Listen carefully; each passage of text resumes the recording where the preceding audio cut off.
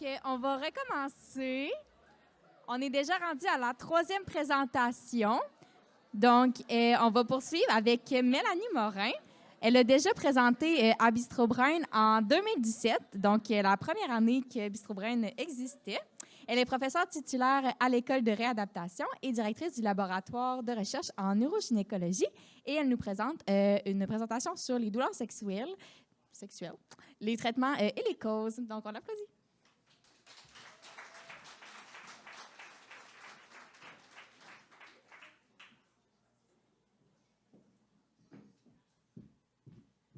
Donc, merci beaucoup pour l'invitation. C'est un plaisir d'être parmi vous ce soir, surtout accompagnée de mes collègues, un panel d'experts reconnus. Donc, je me joins à vous pour parler de ce qui affecte la sexualité. Donc, c'est un peu moins rose, les douleurs sexuelles. Quelles sont les causes? Quels sont les traitements pour cette condition-là qui affecte les femmes et leurs partenaires? Donc, est-ce que c'est rare? Tout le monde, on n'en entend pas tellement parler des douleurs sexuelles. On peut penser que c'est une condition qui survient rarement. Vous allez peut-être être surpris de savoir que on parle de 11 à 21% des femmes qui ont des douleurs dans les relations sexuelles. Une femme sur 6, c'est énorme, on n'en entend jamais parler. Et en plus, l'incidence est en augmentation pour des raisons qu'on ignore. Quand on y pense, c'est aussi fréquent que les problèmes de dos ou encore d'autres problématiques de douleurs chroniques comme arthrite, arthrose, fibromyalgie, toutes des conditions qu'on entend parler très, très fréquemment. Les douleurs sexuelles, c'est aussi fréquent que ces conditions-là très connues. Les douleurs peuvent atteindre les femmes de tout âge, donc des femmes jeunes, des femmes en postpartum, après des lésions à l'accouchement, des femmes avec l'allaitement qui a une carence estrogénique qui crée de la douleur. Pour les mêmes causes, des carences estrogéniques, des femmes à la ménopause qui peuvent développer des douleurs. Moi, ce qui m'intéresse de vous parler un peu plus ce soir, et je regarde le groupe d'âge, donc j'ai fait un bon choix, c'est les douleurs liées à la vestibulodynie provoquée. La vestibulodynie provoquée, c'est la cause la plus fréquente de douleur. Vestibulodynie, donc vestibule pour le vestibule, l'entrée du vagin, dynie pour douleur, et provoquée parce que ça fait mal quand on touche la région. On ne touche pas douleur, on touche la région, il y a une douleur qui se crée. Ça affecte les femmes de tout âge, mais avec une prévalence plus importante dans votre groupe d'âge, les femmes de moins de 34 ans. Le portrait global qu'on voit au Québec et à travers le monde, c'est que 50% n'ont jamais eu de traitement pour cette condition-là. 60% d'entre elles consultent 2 à 3 médecins avant d'obtenir un diagnostic et 40% vont être mal diagnostiqués malgré qu'ils ont été à 3 rendez-vous différents. C'est épouvantable. Donc, ces femmes-là vont avoir de la douleur dans les relations sexuelles. Je vous ai dit qu'aussitôt qu'on touche la région, c'est douloureux. Elles vont aussi avoir des douleurs avec l'insertion d'un tampon, en faisant du vélo, en s'assoyant sur une chaise, donc tout ce qui peut toucher à la zone vulvaire. Pourquoi c'est si compliqué? Pourquoi c'est si mal pris en charge encore aujourd'hui? Une des causes principales, c'est que c'est mal compris, mais également que c'est un diagnostic d'exclusion. Qu'est-ce que je veux dire par un diagnostic d'exclusion? C'est qu'il faut, comme médecin, comme professionnel de la santé, exclure toutes les conditions qui peuvent créer des douleurs. Donc, des causes infectieuses, vaginite, vaginose, des causes inflammatoires. Est-ce qu'il y a une condition dermatologique sous-jacente? Des causes néoplasiques, un cancer de la vulve, des causes neurologiques comme une lésion au nerf, traumatiques, des mutilations génitales, par exemple. Des causes iatrogéniques, donc les femmes qui ont eu un cancer, par exemple, on leur a fait de la radiothérapie. La radiothérapie, donc le traitement lui-même, a créé des lésions et des douleurs, et des déficiences hormonales, des carences estrogéniques là, qui affaiblissent et atteint la muqueuse. Donc, une fois qu'on a éliminé ces conditions-là et qu'on a traité les conditions qui sont traitables, là, on peut prendre la voie de la vestibulodynie provoquée en faisant le test du coton-tige. Donc, vous voyez en bleu, c'est le vestibule, c'est la zone qui est douloureuse chez les femmes, l'entrée vaginale. On va prendre le coton-tige, on va toucher à cette zone-là et les femmes vont rapporter une douleur de 8 sur 10 en moyenne. Ils vont dire que c'est une brûlure, c'est comme une coupure ou une piqûre. 8 sur 10, c'est une douleur intense. et ça va reproduire les douleurs qu'elles ont dans les relations sexuelles. Donc, c'est une cause. Tantôt, je vous ai dit que c'est un diagnostic d'exclusion. C'est parce que parfois, le professionnel de la santé va s'arrêter à la première étape de « ben, je vois rien d'anormal, il n'y a pas d'infection. » Et là, les femmes entendent « ben, c'est ça, je dois être folle. » Donc, les répercussions sont très grandes pour les femmes atteintes. J'ai mis quelques citations qui proviennent d'une étude. Est-ce que je suis une vraie femme? Est-ce que je vais perdre mon partenaire? Qu'est-ce que je vais faire quand je vais vouloir avoir des enfants? Donc, ces femmes-là, je vous ai dit tantôt qu'elles étaient en bas de 35 ans, ces femmes-là devraient être dans la fleur de l'âge, jouir d'une sexualité épanouie, et elles ont ce problème-là qui mine leur sexualité. Mais quelles sont les causes? On aime parler des facteurs reliés parce que le problème, c'est que encore aujourd'hui, il n'y a souvent pas une cause, il y en a plusieurs. Et même chez certaines femmes, on ne trouve même pas de facteurs qui sont reliés, puis ils développent cette condition-là. Donc, ça cause, on a des difficultés à identifier. Fait que là, gardez en tête ça, parce que ce n'est pas une seule cause, ça peut être un amas de plusieurs causes, et pour toutes les femmes, ça peut être différent. Donc, mes collègues ont tracé un beau portrait de l'importance du couple. Donc, je vais surfer là-dessus pour vous dire que le couple est aussi important pour influencer les douleurs dans les relations sexuelles. Selon certains paramètres du couple, ça influence la douleur des femmes. Les facteurs psychologiques sont importants. C'est une douleur qui est réelle, mais comme dans toutes les conditions de douleur chronique, des facteurs psychologiques influencent et modulent la douleur. Par exemple, la peur de la douleur, la catastrophisation ou dramatisation, l'anxiété, des symptômes dépressifs, c'est toutes des situations, des facteurs psychologiques qui vont augmenter la douleur chez les femmes au niveau vulvaire, mais ça, c'est vrai pour toutes les douleurs chroniques également. Les recherches se sont beaucoup attardées aux facteurs biologiques ou biomédicaux. Entre autres, on a étudié l'influence hormonale, donc des anovulants.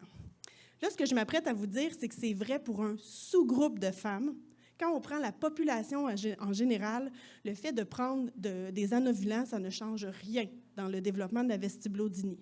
Mais si on a pigé la carte chanceuse génétique, que les hormonothérapies affectent et fragilisent notre muqueuse, ça peut être en cause dans le développement de la vestibulodynie. Les infections. On s'est rendu compte qu'il y a certaines femmes qui ont une sensibilité aux candidats albicans. Les candidats albicans, c'est les fameux responsables des infections, les vaginites à levure. Certaines femmes, même s'ils ont un niveau sous-clinique de candidats albicans, donc le test de dépistage de vaginite est négatif, mais ces femmes-là, cette faible quantité-là est suffisante pour aller fragiliser la muqueuse puis créer de la douleur. L'inflammation. Avant, on appelait ça une vestibulite vulvaire, cette condition-là, parce qu'on se disait que c'était une inflammation de l'entrée de la vulve. Les nouvelles recherches nous disent que, oui, il peut y avoir des marqueurs d'inflammation, même si ce n'est pas des marqueurs qui sont typiques d'inflammation. Étant physiothérapeute de formation, il faut que je vous parle absolument de muscles du plancher pelvien. Donc, ces muscles-là, c'est des muscles qui vont du pubis jusqu'au coccyx, qui referment toute la base du bassin. Et je vous en parle parce que, bon, ils ont un bon côté, ces muscles-là, dans le sens qu'ils sont responsables de la continence, autant urinaire qu'anale. Ils sont responsables du support des organes. Et aujourd'hui, ce qui nous intéresse aussi dans le cadre de notre soirée, c'est qu'ils sont responsables de la fonction sexuelle, sont impliqués dans la fonction sexuelle. On a récemment terminé une revue systématique qui documentait que les muscles du plancher pelvien, meilleur qu'on a des muscles, donc plus nos muscles sont forts, meilleur on a notre fonction sexuelle. Donc, il y avait un lien, une association avec nos muscles et l'excitation et notre capacité à avoir des orgasmes également. Donc, il faut entraîner vos muscles du plancher pelvien. Mais les femmes qui ont des douleurs développent une problématique autre, dans le sens qu'elles ont des tensions au niveau du plancher pelvien, une augmentation du tonus, une sensibilité à la palpation. Quand on touche ces muscles-là, c'est douloureux et elles ont de la difficulté à aller contrôler, contracter leur musculature. Il y a aussi une recherche qu'on a menée qui a montré que le fait d'avoir beaucoup de tension, ça restreignait la circulation sanguine et ça contribuait aussi au développement de l'inflammation. Donc, même si l'inflammation vulvaire est un peu plus loin des muscles, ça peut avoir un lien. Et les muscles du plancher pelvien ont une innervation avec le système limbique. Donc, toutes les émotions, les facteurs psychologiques que je vous ai dit sont reliés à la musculature. Dans des cas de douleur chronique, on a de la sensibilisation centrale. Donc, ça veut dire que la problématique n'est plus seulement à la vulve, mais qu'elle est rendue dans les mécanismes de contrôle de la douleur au niveau du système nerveux central. Ça s'est illustré dans les études, par exemple, en montrant que les femmes qui ont la vestibulodynie sont plus sensibles ailleurs sur le corps et ils ont une plus grande aussi concomitance de d'autres problématiques de douleur chronique, côlon irritable, fibromyalgie. Donc, tout ça, c'est en lien avec une altération centrale du contrôle de la douleur. Maintenant, qu'est-ce qu'on peut faire pour traiter ça? Il y a plein de possibilités thérapeutiques. On a publié dernièrement un algorithme de traitement à la demande du ministère de la Santé, parce que tantôt, je vous ai dit que c'était mal pris en charge, il fallait se mettre en action. Donc, la première étape, c'est d'aller avec l'éducation parce qu'on veut éliminer tous les irritants vulvaires. Il y a certaines femmes qui utilisent des produits qui peuvent irriter. Donc, c'est éliminer ça, prendre les bons lubrifiants, par exemple, qui n'ont pas des ingrédients qui peuvent irriter, comme le propylène glycol. Donc, on commence par éliminer ça. On a vu aussi dans des études que le fait de faire des séminaires pour comprendre le fonctionnement sexuel. Donc, vous êtes ici à soir, donc c'est vraiment dans le bon sens. Donc, ça a amélioré la douleur. Et le fait aussi de comprendre la neurophysiologie de la douleur, ça pouvait permettre d'améliorer les conditions. La psychothérapie, psychologie, il y a eu plein d'études qui ont montré l'efficacité de l'approche cognitivo-comportementale et de la méditation pleine conscience pour venir en aide aux femmes qui ont des douleurs. Tantôt, je vous ai parlé des facteurs psychologiques impliqués. Donc, l'efficacité de l'approche psychologique, elle est démontrée. En physiothérapie, maintenant, c'est un des traitements qui est jugé le plus efficace, puis on a pu démontrer ici même à Sherbrooke, dans le cadre d'un vaste essai clinique randomisé Sherbrooke-Montréal, que la physiothérapie était plus efficace pour la douleur, pour la fonction sexuelle, pour la peur de la douleur, la catastrophisation, au niveau de l'amélioration perçue également, au niveau des muscles du plancher pelvien, mais là, c'est un peu ça qu'on cible, donc c'est logique. La vascularisation aussi, qu'on pouvait avoir une amélioration. Et au niveau des contrôles endogènes de la douleur, donc en ciblant des modalités, on allait aussi jouer sur des mécanismes centraux, même si on travaille plus au niveau des muscles. Qu'est-ce que c'est la physiothérapie? C'est généralement environ une dizaine de séances. On comprend plusieurs modalités, donc des techniques manuelles pour aller étirer et défaire les tensions musculaires, du biofeedback qui est une sonde qui permet de relâcher, d'apprendre aux femmes à contrôler leur musculature, des techniques d'insertion ou des dilatateurs ou des dildos, vous pouvez les appeler comme vous voulez, et des exercices à la maison, c'est ça qui a été efficace. Maintenant, si on passe au deuxième niveau, les traitements que je vous ai présentés avant n'ont pas fonctionné. Il y a une panoplie de crèmes qui s'offrent aux femmes pour pouvoir être tentées pour essayer d'améliorer leur douleur.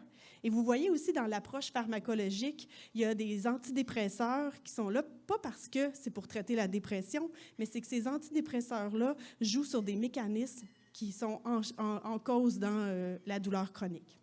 Même chose pour les neuromodulateurs. Donc, il y a certaines évidences. Les femmes, quand il y a une concomitance du développement de la vestibulodynie liée à la prise d'un ovulant, on peut faire la tentative de changer de méthode contraceptive pour voir si ça peut améliorer. Maintenant, quand on est rendu au troisième niveau, on est dans des approches plus invasives. Donc, vestibulectomie, où est-ce qu'on enlève la zone douloureuse. Injection de botox, d'interférons, de stéroïdes ou de blocs nerveux. C'est des approches plus invasives, mais certaines femmes sont rendues là parce que les autres approches n'ont pas réglé leurs problèmes. Donc, dans le laboratoire, on est toujours à la recherche de nouvelles techniques pour améliorer notre arsenal thérapeutique et venir en aide aux femmes. Présentement, on est en train d'investiguer la poncture, pas comme l'acupuncture, mais une aiguille qui va au niveau du muscle pour défaire les tensions. Dans notre étude, on s'est rendu compte qu'il y a des femmes qui ont des tensions très importantes. Ça prenait une modalité additionnelle.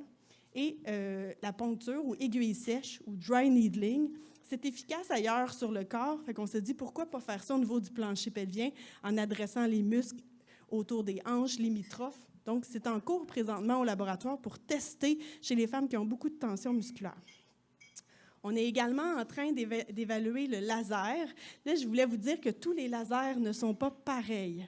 Et il y a des lasers qui vont aller réchauffer les tissus doucement, d'autres qui vont aller même couper, des lasers chirurgicaux. Donc, nous, au laboratoire, on a vu que les lasers qui étaient doux, qui réchauffaient sans douleur, étaient prometteurs et on est en train de faire une étude pour offrir ces traitements-là aux femmes. Et c'est tous des traitements qu'on peut, étant donné que c'est dans le cadre des études, offrir gratuitement aux femmes atteintes. Donc, en conclusion, ce que j'aimerais que vous reteniez, c'est que les douleurs dans les relations sexuelles sont fréquentes. Il faut en parler pour briser les tabous. L'étiologie, elle est multifactorielle. Il existe plusieurs traitements à tenter. Il ne faut pas baisser les bras. Et j'aimerais vous remercier de votre attention. Et je laisse peut-être ma diapositive que si vous voulez prendre une photo et participer à nos projets ou vous voulez les donner, les codes QR mènent vers des sites pour le recrutement et en toute confidentialité. Merci.